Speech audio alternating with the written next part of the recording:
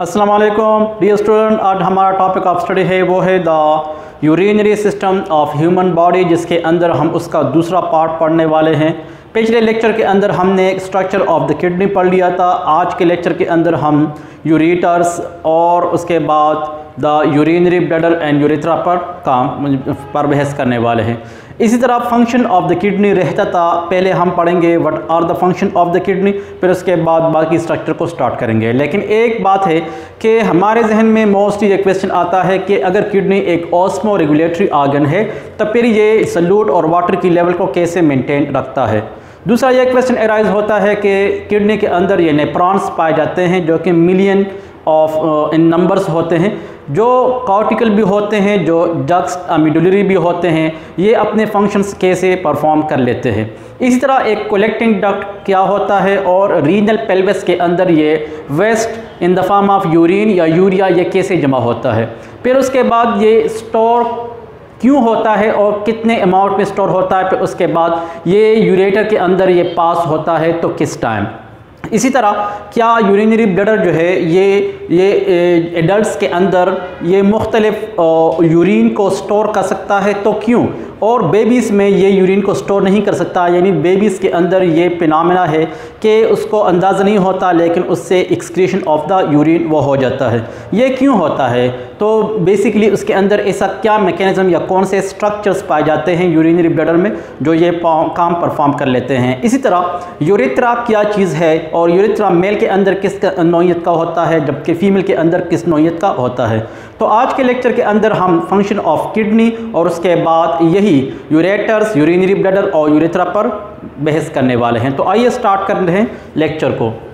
The function of the human kidney, ये अगर human kidney है तो ह्यूमन किडनी बेसिकली कौन कौन से स्पेसिफिक फंक्शन कर लेता है, जिसमें फर्स्ट नंबर है इट रिमूव यूरिन या metabolic waste from the body, not only urine यानी you can say urea and urine substances. अब यूरिन जब बनते हैं तो ये मुकम्मल वेस्ट होते हैं जिसके अंदर यूरिया पाया जाता है, जिसके अंदर अदर मेटाबॉलिक वेस्ट भी पाए जाते हैं, for example products of the haemoglobin उसके वो भी पाए जाते हैं। इसी तरह कई साल्ट्स जो एक्सेस में हमारे जिस्म के अंदर हो, वो ब्लड जो है चूँकि स्क्रीन होता है किडनीज़ के अंदर, तो वो जो गंदगी उस किडनी में रहती है तो वह तमाम की तमाम not only contents the urea but it also contain different amounts of the waste products, वो तमाम यहाँ से वो निकाले जाते हैं। तो एक काम क्या हुआ, it remove the metabolic waste from the body. दूसरी बात है it regulate water contents in the body as well as in their cells. चूँकि हमारे जिस्म के अंदर 3 ट्रिलियन सेल्स पाए जाते हैं और हर सेल को पानी चाहिए होता है, तकरीबन 69% से लेकर 89%। ये एक बहुत इंपॉर्टेंट पॉइंट है क्योंकि कई MCQs ईटा या एमडिकेट के MCQs में ये मौजूद है कि कितने अमाउंट में बेसिकली ये वाटर पाया जाता है। 70 to 90% तो हम जनरली जानते हैं, लेकिन एग्जैक्ट वैल्यू अगर है तो अबाउट 69 to 89% है। अब सेल के अंदर भी ये वैल्यू और बॉडी के अंदर जितना ब्लड मौजूद है तो उसके अंदर भी उसका अमाउंट यही होना चाहिए, जिसकी वजह से ये इस अमाउंट का बैलेंस में रखना ये किसकी वजह से है, ये किडनी की वजह से है। तो बेसिकली इट वाटर कंटेंट्स का बैलेंस रखना, उसका रेगुलेट करना और उसके जितने फंक्शंस हैं वाटर के उसको मेंटेन रखना, ये किडनी का काम है। इसी तरह it maintain the pH of the blood that is 7.4। Normally blood का जो pH होता है ड्यू टू बफर सोल्यूशन या बफर एक्शंस की वजह से तकरीबन ये अल्कलाइन पाया जाता है, 7.4 पाया जाता है। तो ये 7.4 में मेंटेन रखना ये बेसिकली ये इसी की वजह से होता है। उसके साथ साथ it maintain the chemical composition of the blood and cellular cytoplasm. The chemical composition से मुराद ये है कि वाटर के साथ साथ जितने भी अदर प्रोडक्ट्स हैं या तो स्टोर होने वाले प्रोडक्ट्स हैं, फॉर एग्जांपल ग्लाइकोजन या स्टार्च, या इस तरह ग्लूकोज हैं यानी कार्बोहाइड्रेट्स हुए, प्रोटीन्स हैं, अमीनो एसिड्स या फैटी एसिड, ग्लिसरॉल हुए, लिपिड्स या न्यूक्लियोटाइड्स के मटेरियल्स या साल्ट्स या हार्मोन्स या एंजाइम्स, जो भी तमाम सब्सटेंसेस हैं हर एक का अपना एक वैल्यू है, अपना एक ख़ास कंपोजिशन है और अपना एक ख़ास इंपॉर्टेंस है। तो इसकी परसेंटेज को मेंटेन रखना सेल्स और ऑर्गन्स एंड टिश्यूज़ के अंदर ये बेसिकली ये किडनी की मरहूनी मिन्नत है कि वो इन तमाम को रेगुलेट करता है। तो बहुत बड़ा इंपॉर्टेंट काम है ये किडनी का। इसी तरह किडनी सिक्रीट सर्टन हार्मोन्स, अगरचे ये एक ग्लैंड नहीं है लेकिन still it secrete certain hormones, फिर भी ये कुछ ख़ास मौक़ों पर कुछ हार्मोन सिक्रीट कर सकता है। फॉर एग्जांपल एक हार्मोन है जिसका नाम है कैल्सीट्रियोल।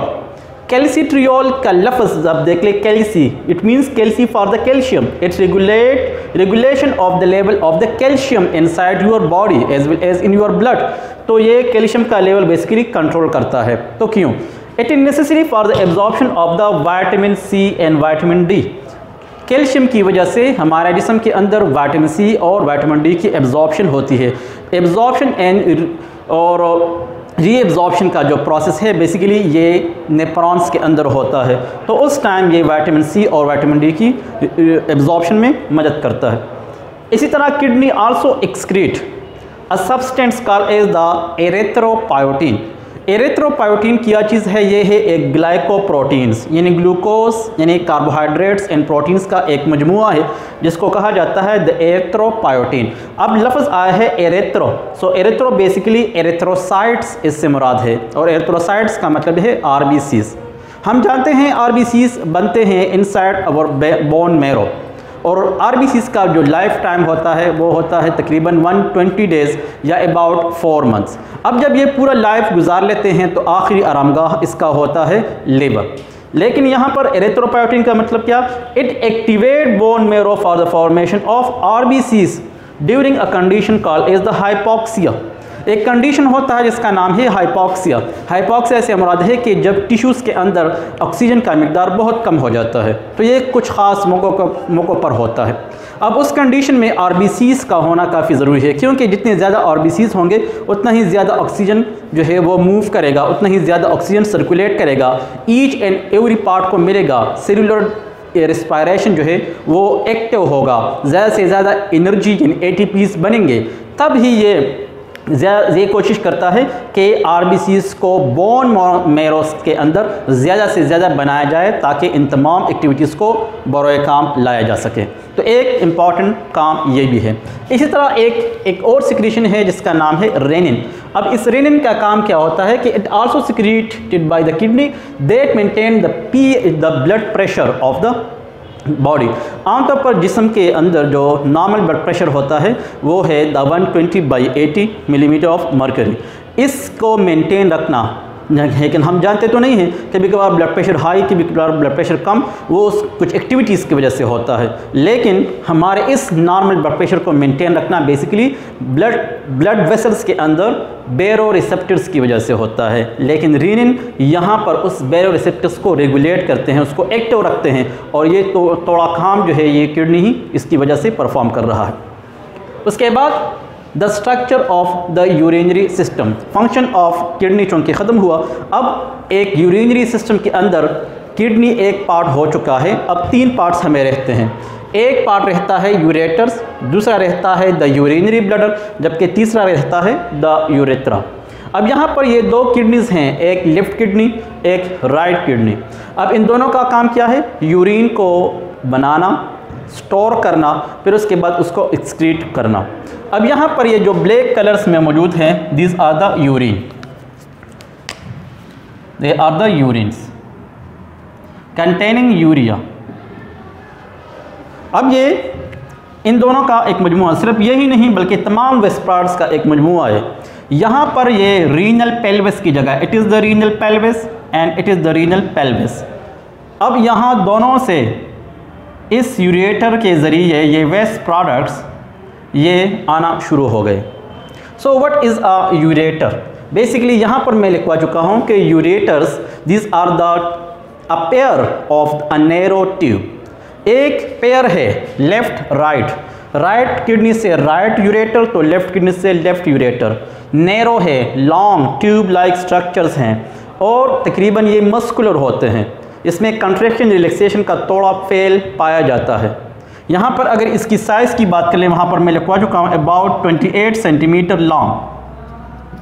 तो ये 28 सेंटीमीटर यहाँ पर अगर कहीं पर आपको मिलता है तो ये एवरेज होता है, बाकी इसकी साइज़ में थोड़ी बहुत चेंज हो सकती है, लेकिन it is the average size of this ureter. ये यूरिन को यहाँ से लेकर सीधा पहुँचाता है इनसाइड द यूरिनरी ब्लैडर। अब यहाँ पर यूरिनरी ब्लैडर की बात कर लेते हैं। Urinary bladder it is a sac like structure, ये एक थैली है, it is a sac like structure, जिसके अंदर अगर कैपेसिटी की बात की जाए तो तकरीबन ये यूरिन को स्टोर कर सकता है अबाउट 300 to 400 ml। इसका जो नॉर्मल एवरेज जो इसकी कैपेसिटी है वो तकरीबन 300 से लेकर 400 ml लगभग जो है वो यूरिन को एट अ टाइम वो स्टोर कर सकता है। लेकिन उसके अंदर क्या है, it is the one layer, it is the second layer, there are the two layers of the specific muscles called as the sphincters muscles. यहाँ पर स्फिंक्टर मसल पाए जाते हैं। यहाँ पर मैंने नाम लिखवा है कि दो लेयर्स होते हैं, दो राउंडेड स्ट्रक्चर्स होते हैं स्फिंक्टर्स मसल्स के, जो कि नॉर्मली सर्कुलर मसल्स होते हैं। यहाँ पर इसके अंदर एक फंक्शन है, एक मैकेनिज़्म है, इसका एक फेल है कंट्रैक्शन रिलैक्सेशन होने का, कि ये एक्सपेंड भी करते हैं, ये कंट्रैक्ट भी होते हैं। इसी कंट्रैक्शन और रिलैक्सेशन की वजह से जितना यहाँ पर ये यूरिन स्टोर हुआ होता है ये जिस्म से निकाला जाता है। लेकिन यहाँ पर एक बात राइज होती है कि बेबीज़ के अंदर ये यूरिन स्टोर होने का ये फेल बहुत कमज़ोर है, जबकि ये एडल्ट्स के अंदर काफ़ी मजबूत है, क्योंकि इट डिपेंड अपॉन एक तो एज पर इन्हिसार करता है कि एक बेबीज़ का उम्र काफ़ी कम है, यानी 2 to 3 ईयर्स के बेबीज़, या उसके बाद जो ऑनवर्ड आता है 4 to 5 ईयर्स के बेबीज़, उसमें ये मसला थोड़ा सा वो सही होता है, ठीक होता है, उसमें ये मसला फिर नहीं होता। तो इससे मुराद ये है कि ये स्फिंक्टर्स मसल्स ये एज के साथ साथ ये इंसान के कंट्रोल में आ जाते हैं। लेकिन चूँकि बेबीज़ का उम्र काफ़ी कम है तो 3 ईयर्स के एज तक तकरीबन ये स्फिंक्टर्स काफ़ी डेवलप नहीं होते, फिर उसके बाद ये डेवलपमेंट की तरफ जाते हैं। जब तक डेवलप नहीं होते तो ये है कि इंसान में कंट्रोल में ही नहीं होते, लेकिन जब तक ये डेवलप हो जाते हैं तो फिर ये इंसान के कंट्रोल में आ जाते हैं। फिर उसके बाद ये यहाँ पर यूरिन को स्टोर कर लेते हैं। उसके बाद हम जाते हैं कि ये एक पार्ट है that is called as the urethra. अब यूरेथ्रा यहाँ पर मैं लिखवा चुका हूँ कि the part which excrete the urine, यानी वो पार्ट जिसकी वजह से इंसान वो यूरिन को एक्सक्रीट कर सकता है। उस पार्ट पर एक छोटा सा स्मॉल पोर पाया जाता है, that is called as the aperture, this is the pore. हालांकि ये पार्ट यहाँ से स्टार्ट हो गया है, it is the urethra part, और ये जो उसका ओपनिंग है it is called as the aperture. अब ये यूरेथ्रा मेल और फीमेल के अंदर उसकी साइज में डिफरेंसेस होती है।